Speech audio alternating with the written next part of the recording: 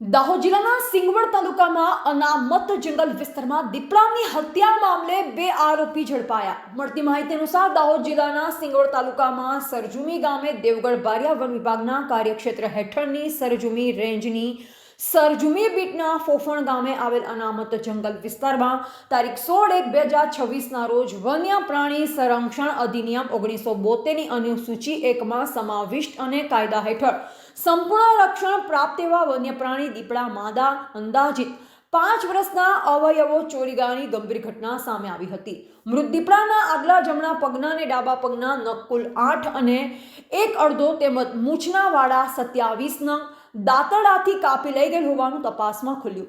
આ ઘટનાના પગલે ડોક્ટર સંદીપ કુમાર, મુખ્ય વન નિરીક્ષક શ્રી વડોદરા વન વર્તુળના માર્ગદર્શન હેઠળ તથા મિતેશ પટેલ, નાયબ વન રક્ષક બારિયાના નિરીક્ષણમાં KM ખેર, મદદનીશ વન નિરીક્ષક દાહોદ અને MM પ્રજાપતિ RFO રંધિકપુરની આગેવાનીમાં જુદી જુદી ટીમો બનાવી સઘન તપાસ હાથ ધરવામાં આવી। તપાસ દરમિયાન વન્ય પ્રાણીના ચોરાયેલ અવયવ તથા ગુનામાં વપરાયેલ હથિયાર આરોપીના ઘરેથી કબજે કરવામાં આવ્યા હતા। આ મામલે આરોપીઓ વિરુદ્ધ વન્ય પ્રાણી સંરક્ષણ અધિનિયમ 1972ની કલમ 2, 31, 2, 32, 2, 35, 2, 36, 39, 40, 50, 51 અને 52 મુજબ ગુનો નોંધવામાં આવ્યો। આરોપીઓને નામદાર મેન ટ્રેડિશનલ જ્યુડિશિયલ મેજિસ્ટ્રેટ સાહેબ શ્રી લીમખેડાની કોર્ટમાં રજૂ કરતા દિન 2ના રિમાન્ડ મંજૂર કરવામાં આવ્યા છે। પકડાયેલ આરોપીના નામ દુલાભાઈ ધનાભાઈ હઠીલા, ઉંમર વર્ષ 79, ધંધો ખેતી, રહેવાસી સરજુમી પોસ્ટ પાડલિયા, તાલુકો સિંગવડ, જિલ્લા દાહોદ।